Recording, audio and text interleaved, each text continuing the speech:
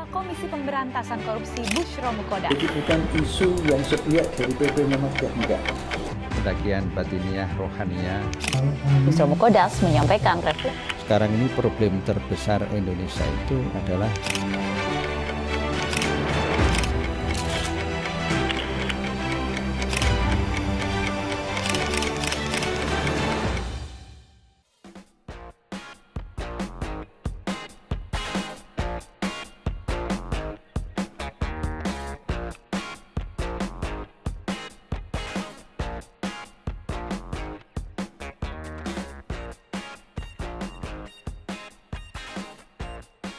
Assalamualaikum Pak. Waalaikumsalam warahmatullah. Kasih Pak. Yuk. Ya.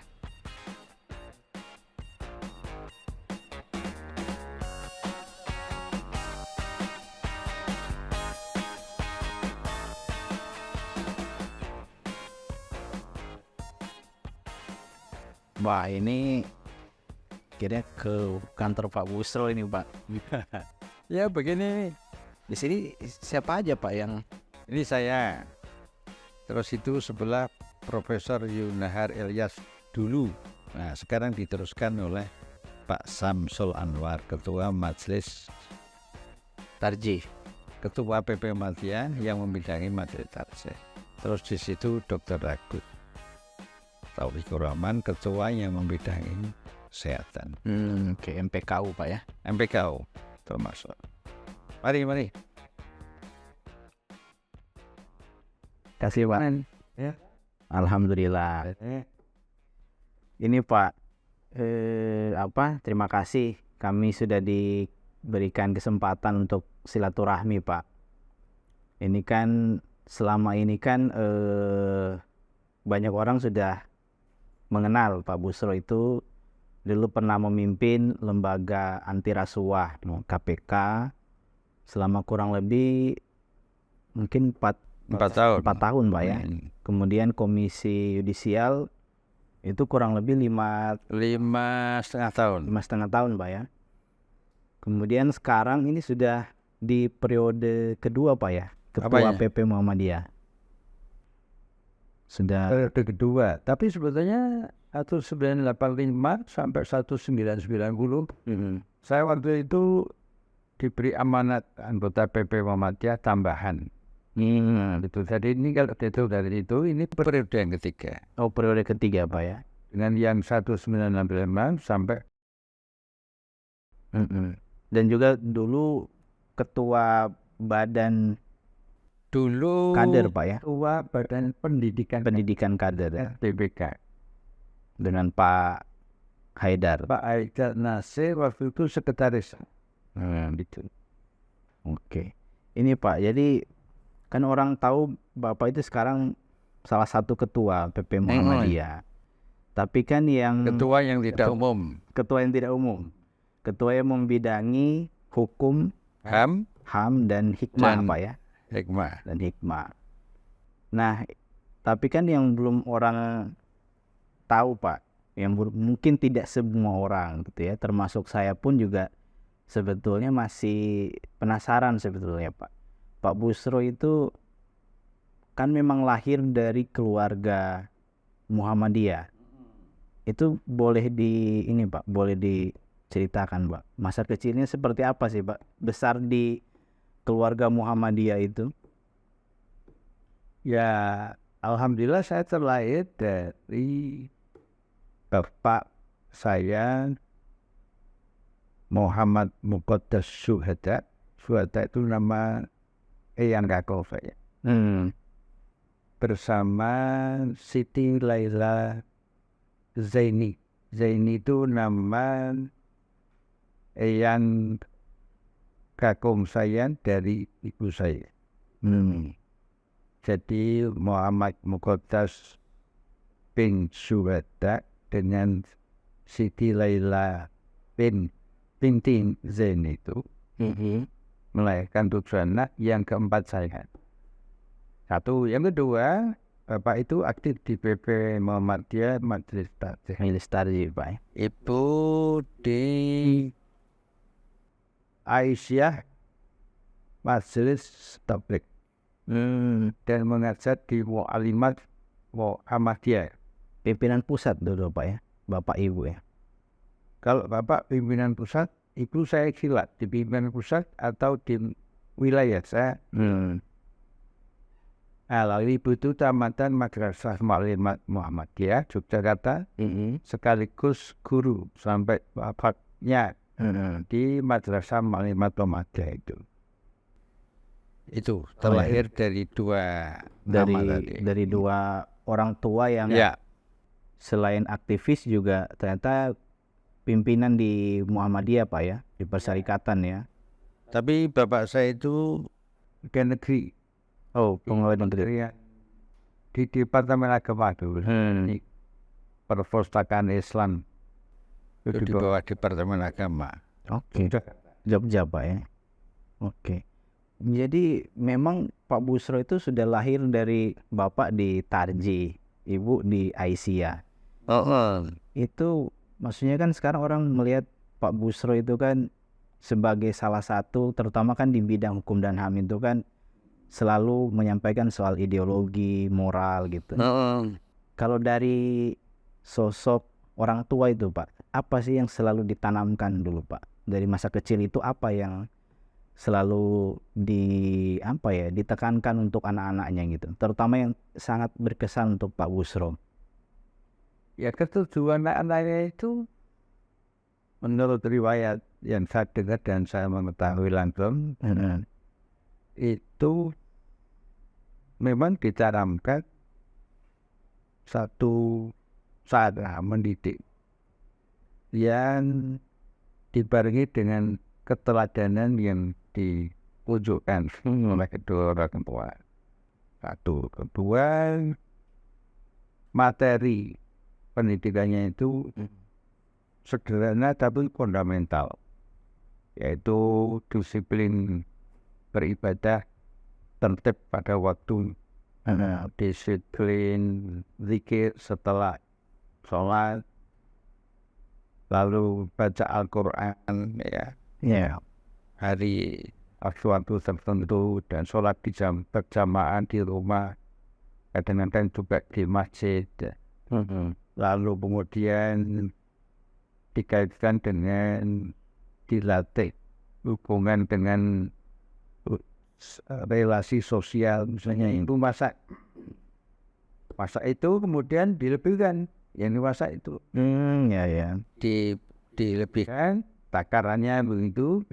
Terus saya termasuk dengan yang adik-adik saya juga disuruh mengantarkan ke tetangga-tetangga sebagian. Nah, itu sepertinya sederhana tuh. Tapi itu fundamental karena melatih cara pendidikan yang memadukan aspek kognitif, motor, sama afektifnya itu, kalau menurut istilah pendidikan di kemudian hari itu komprehensif, itu integratif, sehingga kepekaan sosial itu ditanamkan sejak saat kohesi sosial ditanamkan sejak itu.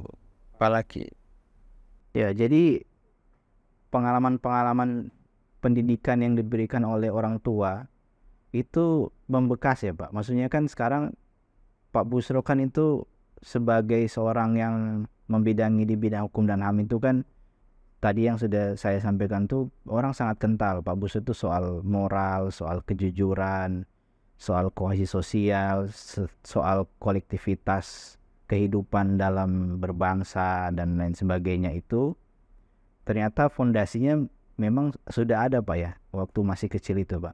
Iya, ditanamkan oleh orang tua itu. Saya alhamdulillah masih ingat sebagai kepala kantor Perpustakaan Islam di Jogja waktu itu. Bapak itu memperoleh kendaraan dinas motor mereknya DKW. Tahun sudah tidak ada industri. Terus motor itu tidak diterima. Karena apa? Karena yang dapat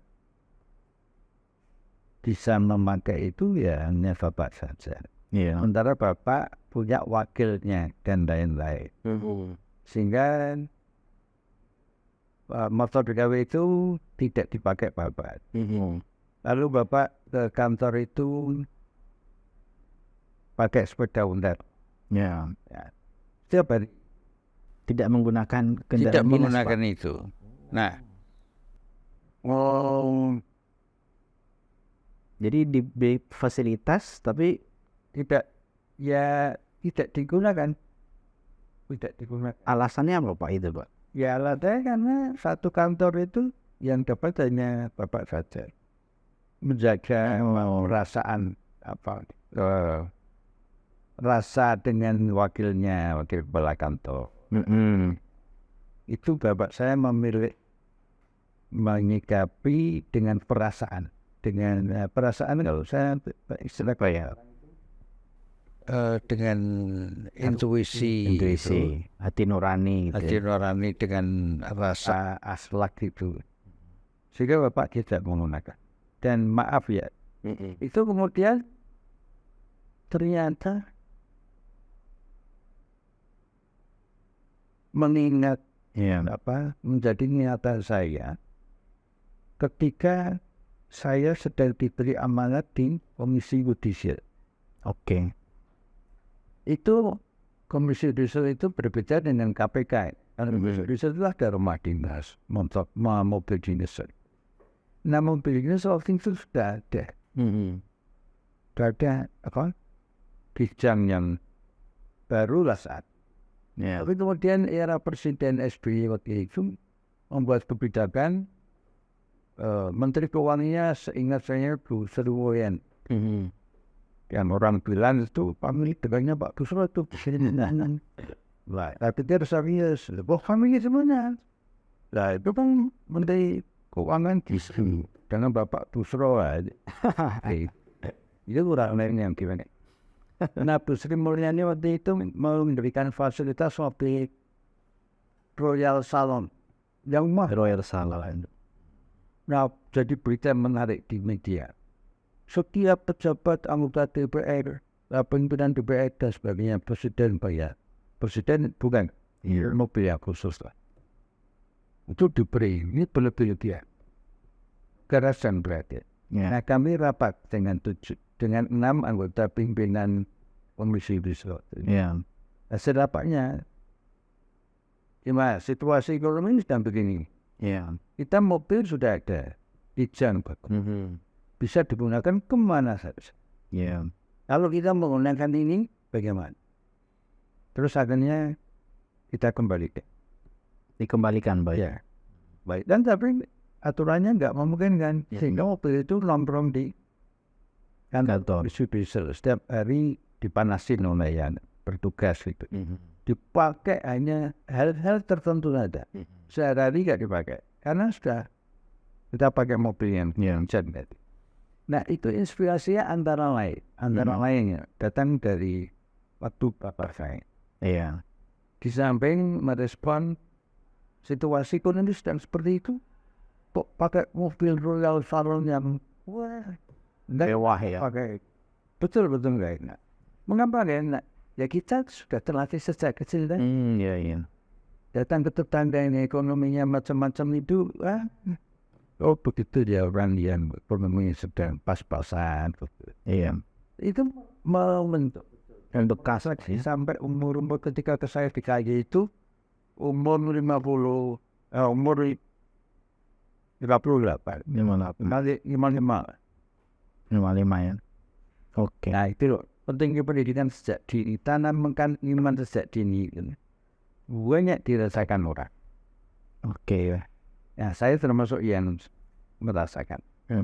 Oke. Jadi dari orang tua, dari ayah maupun ibu itu memang pendidikan mengenai apa Pak ya? Mungkin kita bisa bilang tanggung jawab atau punya rasa gitu ya dalam kita menggunakan sesuatu gitu ya. Padahal kan kalau dibilang kan tadi sebetulnya ya hak gitu Pak, karena fasilitas ya, tapi kan ada pertimbangan apa Pak? Mungkin pertimbangan intuisi ya, irfani Pak. Ya, kalau sekarang irfani. Tapi kan itu istilah elitis itu. Apa punya irfani dengan irfan lah. Iya. Jadi pendekatan perasaan. Pendekatan perasaan. Hanya refleksi dari akhlak. Akhlak itu kan rasa, ada unsur rasa. Tapi dilatih. Nih, kamu ngaturkan makanan ini. Terus apa saya tadi tidak mau menerima mobil motor instan. Terus kemudian apa namanya? Itu saya mengajar di Madrasah Mu'allimat itu ya lebih banyak pengertiannya. Iya. Lebih banyak apa? Orang itu pun Mu'allimat zaman dulu ya. Iya. Itu ya begitulah. Jadi Apa keuangannya gitu. Jadi gimana Pak dulu kalau misalkan Pak Busro kecil mau liburan atau ya katakanlah menikmati dunia sebagai seorang anak dari orang tua yang sangat Muhammadiyah, kemudian tadi ada standar apa Pak ya, standar moral lah ya, seperti itu. Bagaimana Pak Bapak dulu masih kecil itu? Ya Bapak Ibu itu melatih apa namanya silaturahim. Karena asal saya kan desa Bapak Ibu Banjarnegara Banyumas. Oh, Banyumas. Ya, jadi kalau ke sana entar dulu tuh pergi bawa termos. Ya, bawa termos saya air teh. Jadi kalau perjalanan jauh, ya tidak ke restoran. Termos itu. Gak mampir warung Terus Pak. goreng gembus dan sebagainya atau tempe atau tahu itulah. Iya. Cuma anak-anak dididik gitu. Jadi pergi itu mesti bawa amunisi dari rumah. Dan seterusnya dan sebagainya. Sambil dijelaskan, Bu. Ini alat-alat semuanya dari Lutfi dan seterusnya sampai adik saya yang butsu, Musleh, almarhum. Tuh pamanmu. Ya, pekerjaannya tukang tambal ban. Dan sepeda waktu itu. Oke. Rumahnya ya sangat amat sederhana. Lalu diatur penjelasan. Penjelasan itu digambarkan makna. Jadi tuntutan kita itu bukan piknik, dharma wisata. Tidak ada termasuk silaturahmi. Tapi diberi makna. Tuh. Terus kalau kita diambil itu maka ya ini pada Medan dan negara kan pada Medan itu minum ya semuanya sederhana. Hasil kesederhanaan itu kemudian setelah ditanamkan dari bawah, ketika kemudian saya menginjak umur 50 tahun itu ada buku yang ditulis oleh biarawati dari Amerika kalau nggak salah namanya Karen Armstrong. Oh, Karen Armstrong.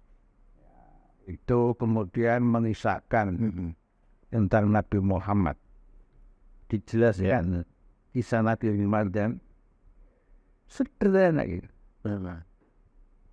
Oh, nyambung pendidikan orang tua dulu dengan kisah Nabi.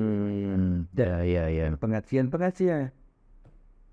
Jadi pendidikan di rumah oleh orang tua itu sesungguhnya kalau saya simpulkan itu merupakan sokoku programmen yang setiap saat karena 24 jam.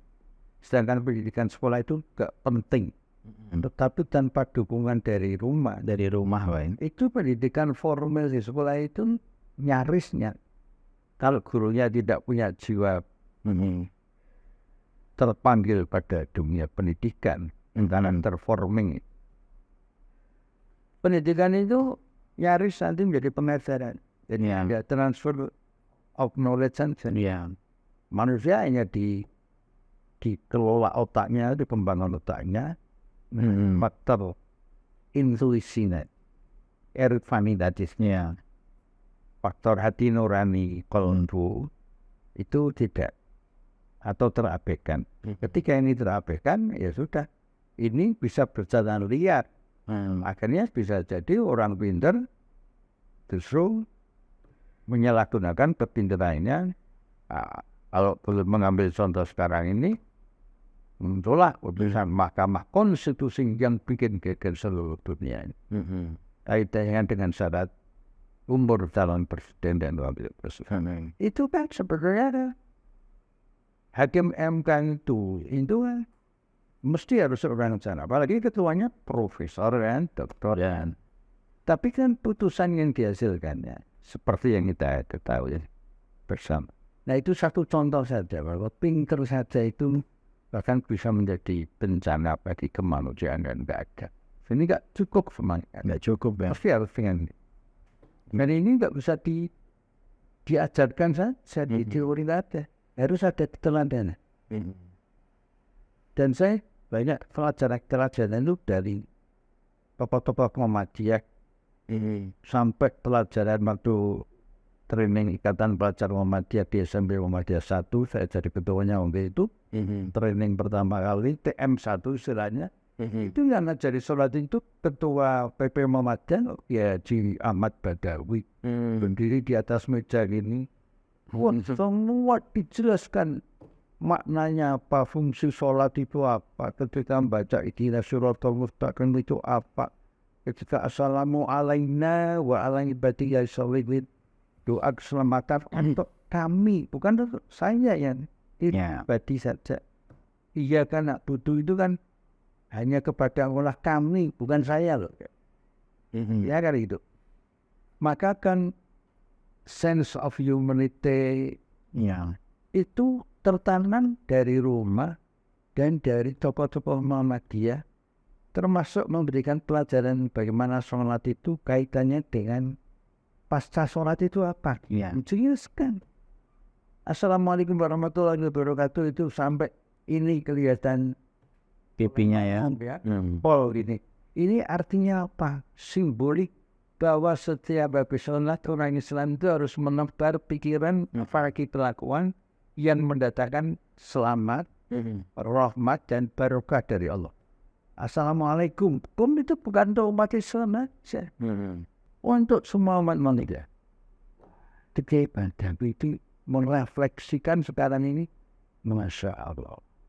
Dan kemudian karena anaknya Kiai Badawi itu teman-teman saya, kalau ke sana itu nggak ada barang yang mewah. Ya, sebenarnya ketua PP Muhammadiyah itu, apa yang ada di rumah itu sangat amat sederhana. Oke. Jadi cocok sederhana saja itu penting bagi orang leader agar memiliki strong leadership. Strong itu secara moral, tapi juga secara leadership, intelektual, performa.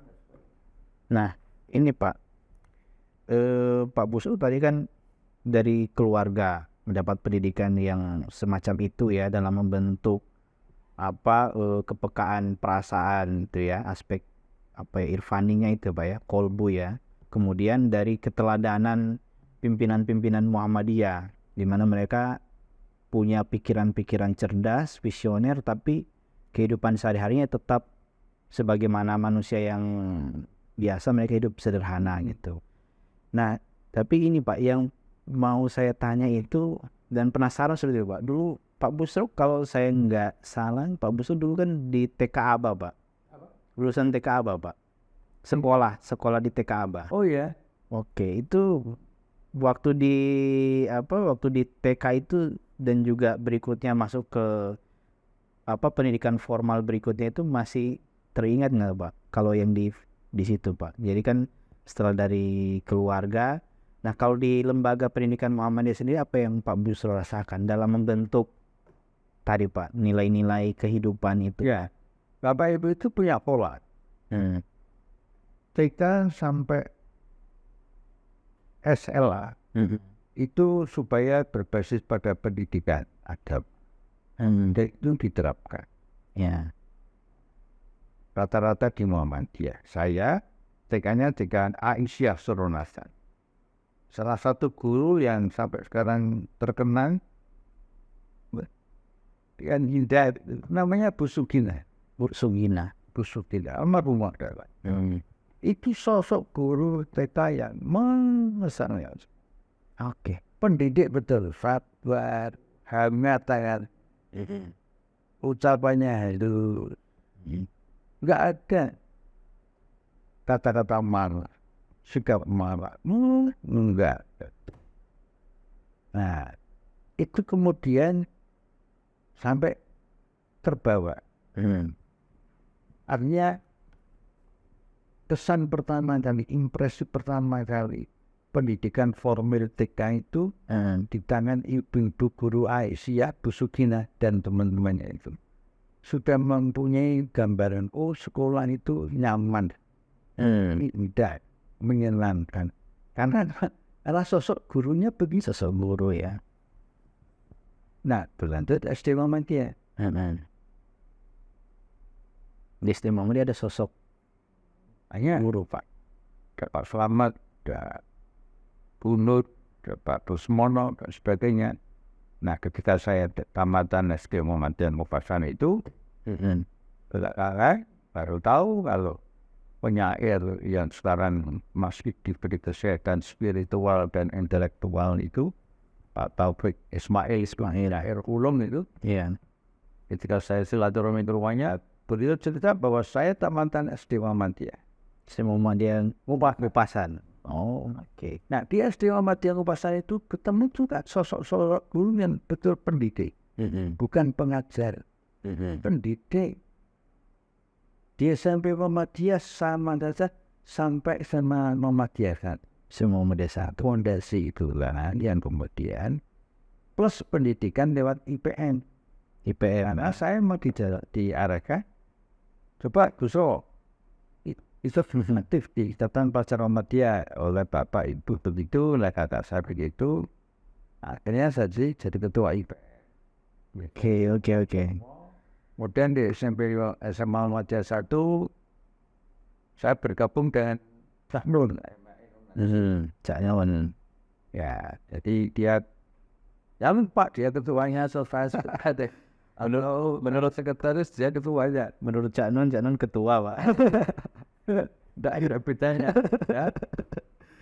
Tapi di SMA Muhammadiyah 1 tidak melalui IPN, lalu ada TM2. Ya. TM1 tadi dia sampai Purwo. TM2 di situ.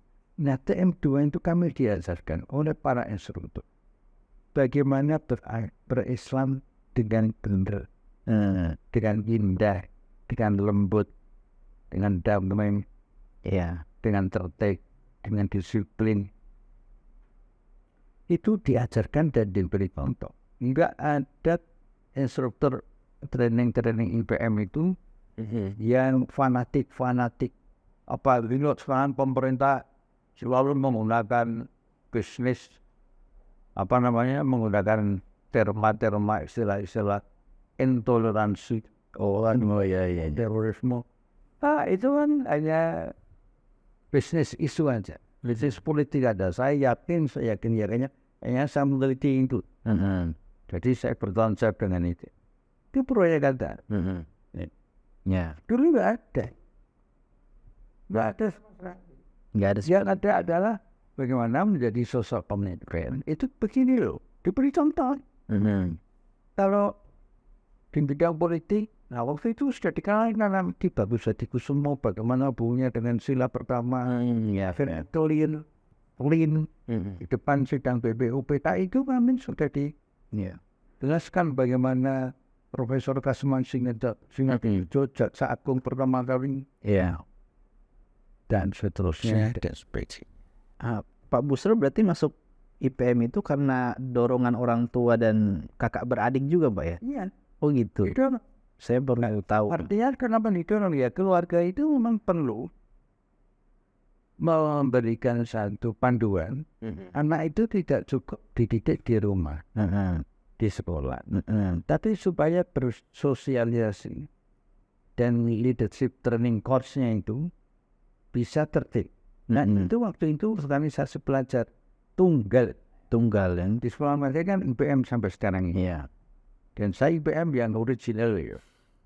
Yang tidak original itu kan Pegatan Perokok Nonati. Nah itu saya sekali-kali belum perokok. Oke.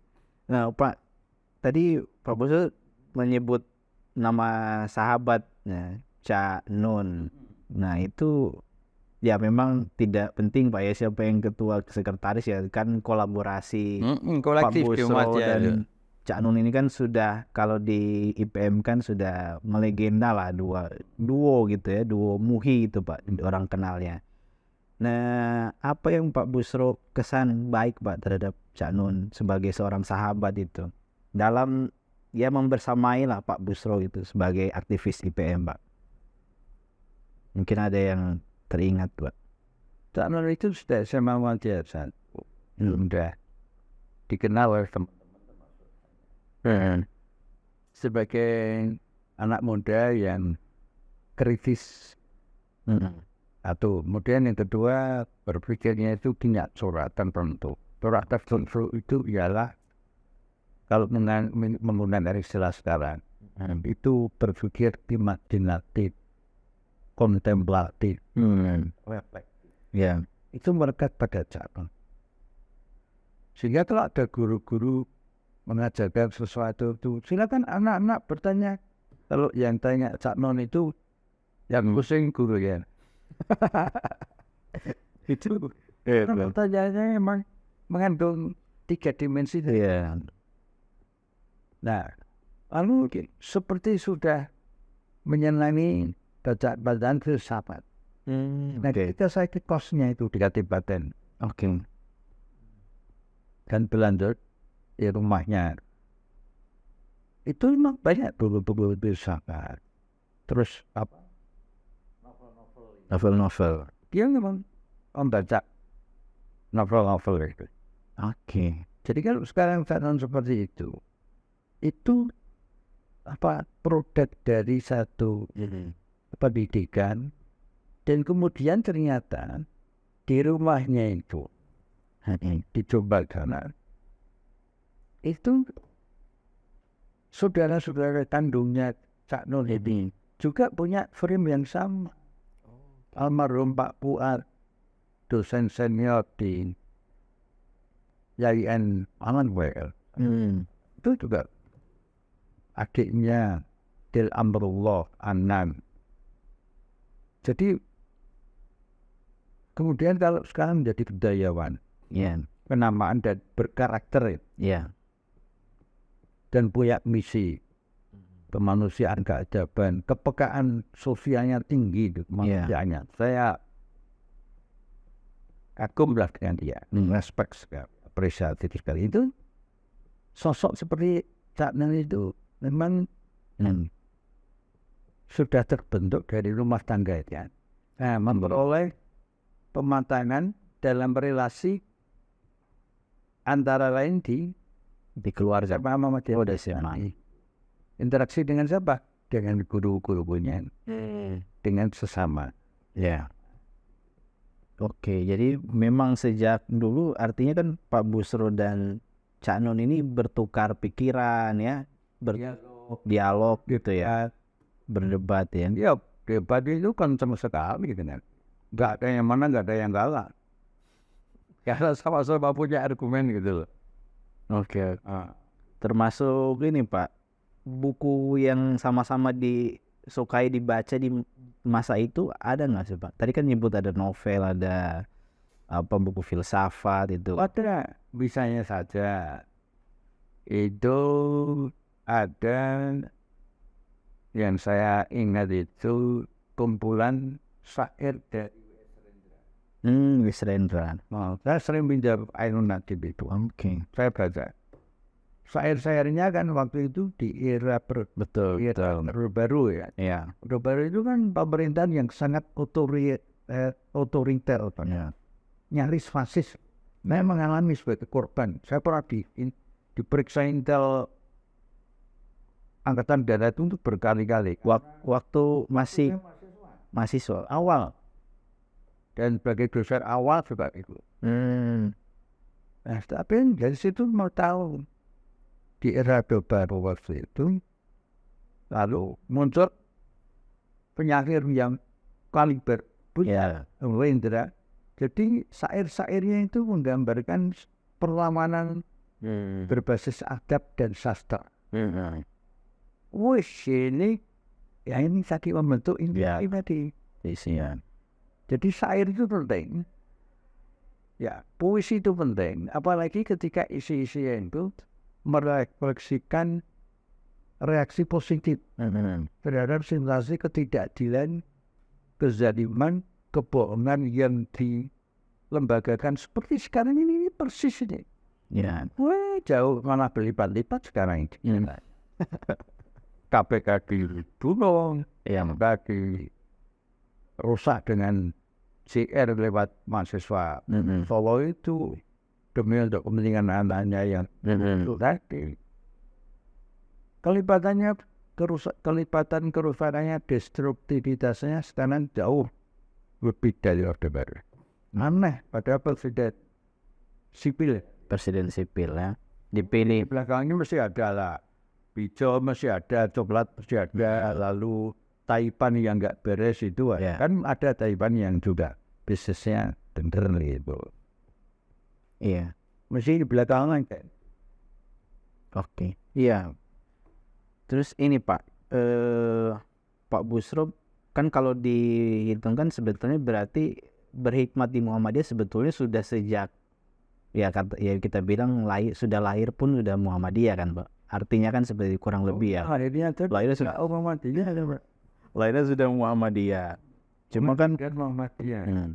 Cuma kan kalau publik lebih luas kan ya kenal Pak Busro tadi KPK, Komisi Yudisial. Kemudian akhirnya Pak Busro tanda petik kembali atau pulang gitu. Ini menurut banyak orang kembali dan pulang ke PP Muhammadiyah, ke Muhammadiyah untuk seluruh jiwa raga saat ini diperuntukkan untuk Muhammadiyah, untuk persyarikatan gitu. Nah, sebetulnya ini Pak, pertanyaannya Pak, ini pertanyaan simpel aja Pak. Berat nggak sih Pak jadi ketua PP Muhammadiyah di situasi saat ini? Berat nggak Pak? Tapi mulia dan menyenangkan bila memahami misi suci, misi mulia Muhammadiyah. Atau kemudian kedua memiliki kesiapan mental dan lain-lain untuk mengemban amanat itu. Saya ambil contoh. Contoh ya, tapi saya ringkas. Kalau anggota PP Muhammadiyah yang dulu maupun yang sekarang ini sering tidak ada dapat pelajaran moral, akhlak, etika dari hutan atau Muhammadiyah di akar rumput ini. Entah itu wakaf, duit, tanah, mobil, macam-macam sampai perhiasan dicopot. Ini saya sumbang satu untuk pembangunan sekolah misalnya. Murah dan sebagainya. Itu umat itu seperti seringkali kita nangis. Oke. Bangsa Indonesia yang memiliki penduduk yang sangat kaya pada level kekayaan itu kekayaan moral. Bukan duit itu bisa dicari, tapi kalau kekayaan moral itu luar biasa. Nah, kalau kemudian sampai anggota pimpinan cabang, daerah, wilayah, sampai pusat misalnya, gagal memahami ini, terasa berat tapi lihat dari bapak yang dulu itu, senior kami dulu, dan kolega-kolega kami selama ini, rata-rata pimpinan Muhammadiyah itu senang. Dalam arti senang itu bukan salah material enggak. Makanya alhamdulillah sampai kapanpun juga pimpinan Muhammadiyah struktural itu kan nggak boleh bergets. Untuk itu justru positif. Oke. Kalau Positif Pak ya. dan belum bergaji udah bubar dari dulu. Mungkin saya jadi parpol. Dulu ada tawaran jadi parpol. Ditolak. Nah, yang harus bergaji secara profesional itu tenaga-tenaga profesi, guru, dosen, tenaga medis, penggerak masyarakat, Ya, seperti lazisme itu. ya, Malah ya, dan banyak ini ya, banyak yang profesi ya. itu memang harus pelan-pelan tapi pasti gitu. Itu harus semakin proporsional. Proporsional. Karena di Muhammadiyah itu kalimat tanda petik kalimat suci ya, tanda petik. Jadi wasiat ya jamaah dalam Ya, hidup-hiduplah Muhammadiyah dan jangan cari hidup di Muhammadiyah. Itu tafsirnya kan harus tafsir yang memadukan kecerdasan spiritual ya, dan kecerdasan intelektual. Sehingga ya tenaga profesinya harus dipikirkan, tapi tetap secara personal. Bukan kemudian wah mentang-mentang saya sebagai profesi, sebagai direktur, sebagai rektor, gajinya harus sekian, mobilnya harus mobil yang luxury, dan banyak rektor yang mobilnya ya apa ada yang kemarin saya ke Sorong itu mobilnya Kijang, ya, Kijang tahun berapa nggak tahu saya. Mobil itu wanita sama dia Sorong, orangnya amat sangat sederhana. Itu kan pelajaran menarik ketika negeri ini sedang berlomba-lomba untuk memenuhi hajat-hajat nafsu materialismenya, hedonismenya itu di Muhammadiyah rata-rata itu masih banyak bertahan orang-orang. Pertanyaannya, apakah negara butuh masyarakat seperti ini? Biayanya butuh, seharusnya butuh. Tapi prakteknya bagaimana? Ya prakteknya itu harus kalian diberi contoh hidup yang sangat hedonis, malah ditambah dengan menggerakkan budaya lama tapi dilipat gandakan, merefleksikan. Dulu kan zaman Pak Harto itu nepotisme. Karena nepotisme itu sumber korupsi. KKN korupsi, nepotisme. Sekarang ditambah dinasti politik, dinasti nepotisme berbasis keluarga. Keluarganya keluarga Presiden Jokowi lah. Majalah Tempo itu satu-satunya majalah yang berani tapi bertanggung jawab dalam metodologis itu. Wawancaranya itu akurat. Itu menggambarkan, mencerahkan sekali majalah Tempo. Nah, ketika situasi sekarang seperti ini, maka kalau dikaitkan dengan Muhammadiyah, sesungguhnya kata andekan Hefner pun juga tidak mengatakan seperti akhir-akhir banyak orang mengetahuinya. Andekan tidak ada Hefner mengatakan seperti itu pun, ya orang kan. Nah, karena itu menjaga Muhammadiyah itu memang perlu pendekatan integratif, kekayaan spiritual, kekayaan intelektual, tapi diaktualisasi di dalam kepemimpinan yang menggambarkan apa? Etos apa? Etos ilmu amalia, amal ilmiah. Itu sehingga Muhammadiyah itu rata-rata pimpinan maupun warganya itu memiliki kekayaan tradisi dan karakter, narasi, literasi, tapi juga ada implementasi.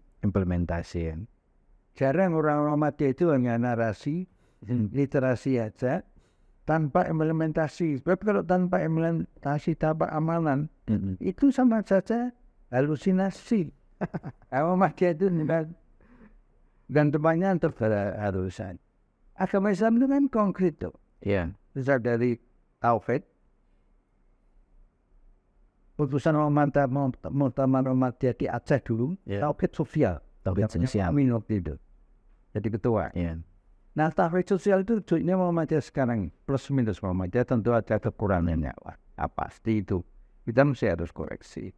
Tapi kekurangan itu kan kemudian bisa dibangun kembali dengan konsep mentauhidkan amalan-amalan sosial yang mewujudkan rahmatan lil alamin dengan kelembutan. Karena Allah sendiri kan menyatakan wallahu latifum biyadihi. Allah itu lembut kepada hamba-hambanya.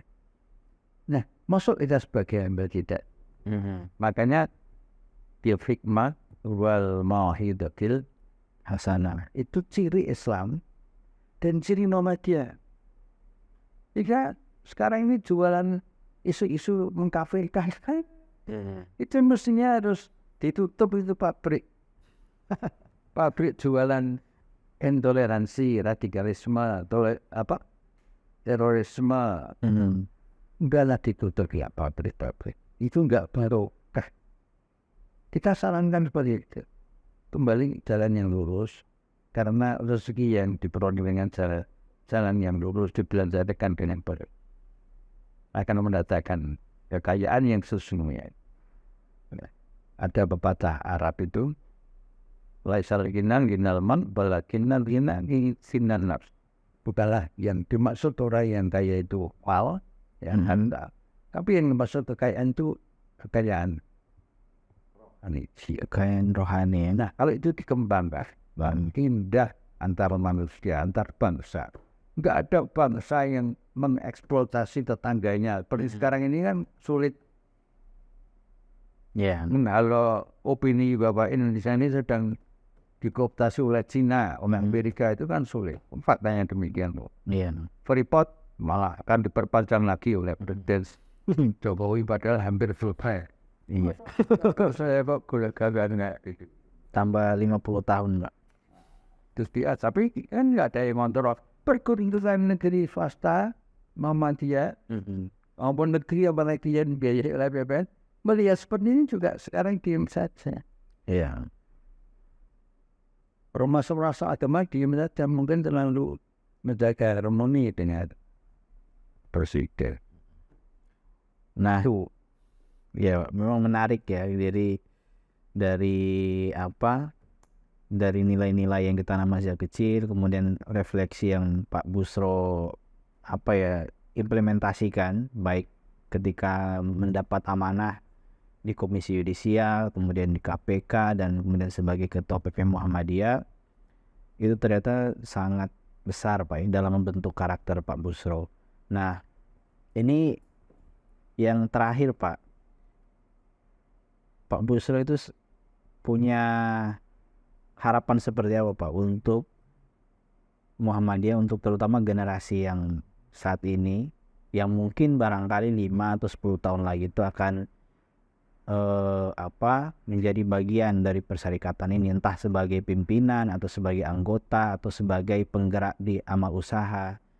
Itu yang kan Pak Buchro bilang tadi, turun ke bawah Pak Buchro masih melihat ada volunteerisme yang sangat hebat, keikhlasan gitu kan.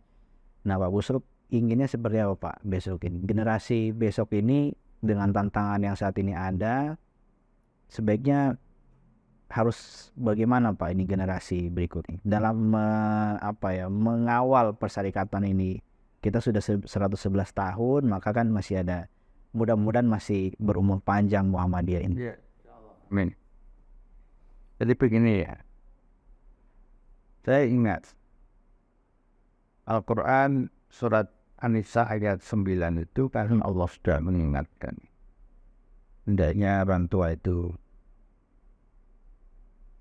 merasa takut andaikan meninggalkan generasi yang lemah, lemah iman, lemah ekonomi, lemah, kalau saya tafsirkan secara luas, pendidikan dan sebagainya.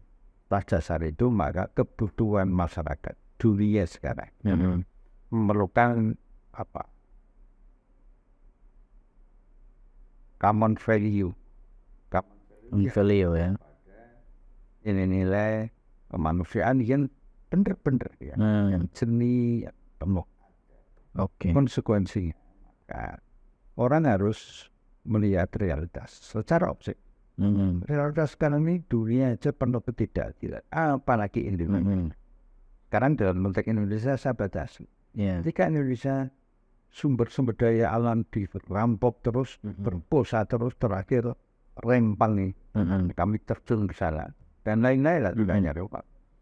Itu kan menggambarkan bahwa sedang terjadi tanda petik pembunuhan secara pelan-pelan lewat kebijakan itu, lewat produk hukum dan penegakan hukum. Nah, ini tergantung kepada dua hal. Pertama, suprastruktur. Struktur itu lembaga negara, terutama presiden. Salah memilih presiden besok, na'udzubillah min dzalik. Mudah-mudahan Allah melindungi bangsa. Tetapi juga tergantung pada infrastruktur masyarakat agar untuk.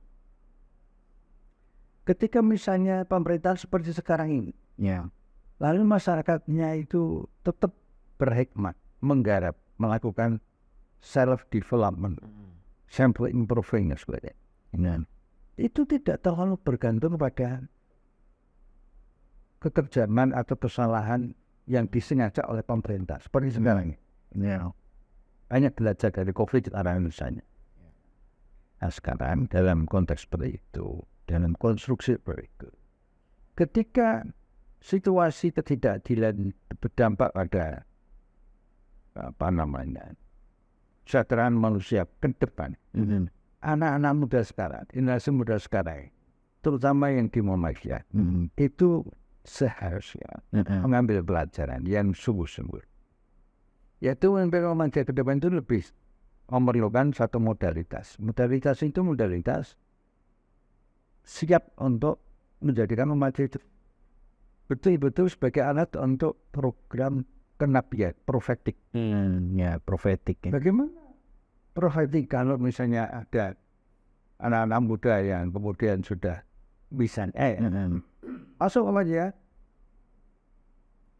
supaya bisa menjadi orang kaya lewat komisaris, lewat staf khusus, lewat DPR, lewat DPD. Kalau tujuannya jadi orang kaya bisnis yang benar pun, tapi jangan lewat itu. Ketika menjadikan ini Muhammadiyah itu ortum AM-nya misalnya dengan niat seperti itu sudah sudah menyimpang dari niat. Nanti yang akan diperoleh terutama tahun Japoprowinya apa yang dicari yang selain lillah tadi.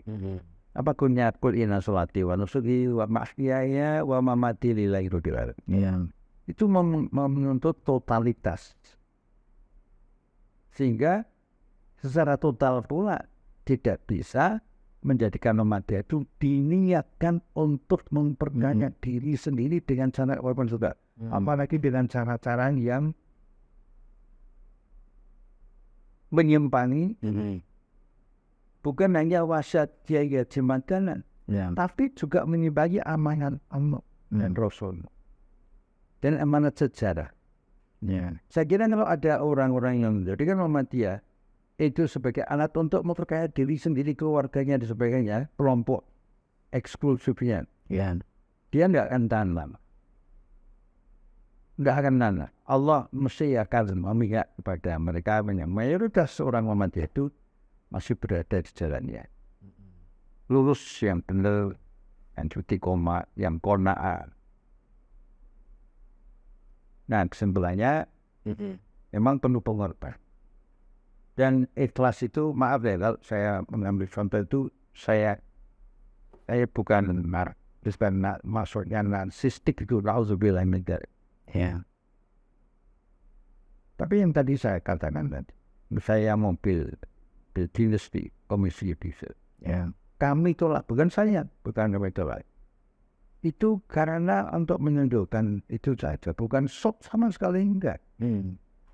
Dan kemudian ada uang waktu itu, uang bulanan anggota komisi yudisial. Tahunya dana operasional HDOP, dana operasional pimpinan. Kalau keluar kota itu kami dapat 2 juta. Pakai atau tidak untuk kepentingan kantor, 2 juta itu sah kalau masuk kantong. Sah. Kami tolak. Kok ditolak Pak itu?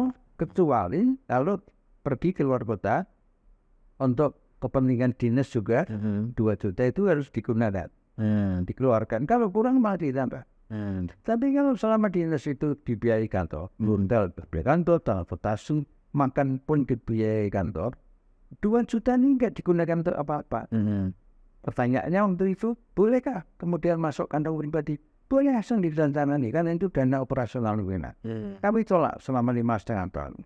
Wah, umat setengah tahun. Apa hubungannya dengan Muhammadiyah? Karena di Muhammadiyah itu terbentuk karakter memberi itu lebih mulia daripada menerima apalagi minta-minta.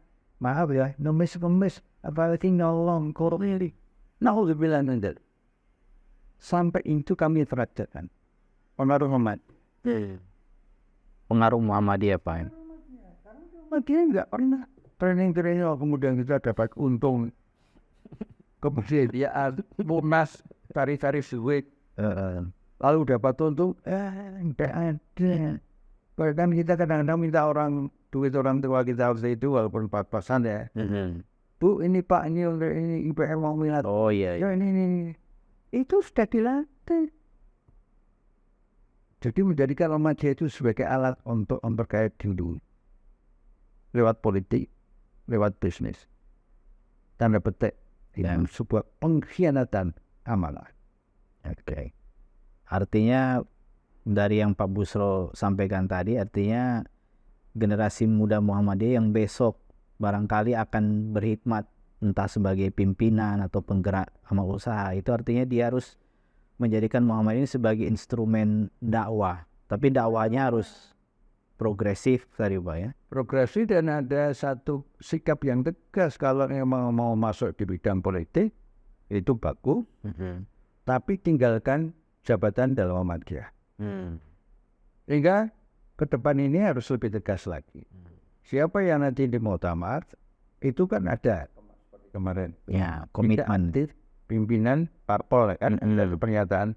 Tapi kalau kemudian setelah terpilih sebagai anggota PP Muhammadiyah 13, misalnya ditambah seperti yang dulu-dulu, di tengah jalan kemudian dijadikan pejabat publik oleh pemerintah misalnya, sebaiknya mundur, tahu diri itu, menggunakan sense of ethic. Mundur dari PP Muhammadiyah, dari pimpinan wilayah, dari rektor dan berhikmat di sana, supaya di sana itu bisa kusuk, menolong negara, jangan direcoki dengan Muhammadiyah. Dan sebenarnya Muhammadiyah juga jangan direcoki. Itu fair kalau gitu. Ya, tadi ya kata kuncinya proporsional itu Pak ya. Proporsional kita tidak anti politik. Ya. Itu enggak anti politik. Sejak dulu enggak ada. Tapi kritis, konstruktif dan etis. Oke, ya. Terima kasih Pak Busro. Sama-sama, Pak Fauzan. Semoga apa yang Pak Busro saat ini lakukan mudah-mudahan mendapat ridho dari Allah Subhanahu. Amin. Ya Rabbal Alamin. Selamat juga. Terima kasih Pak. Salam untuk keluarga. Ya.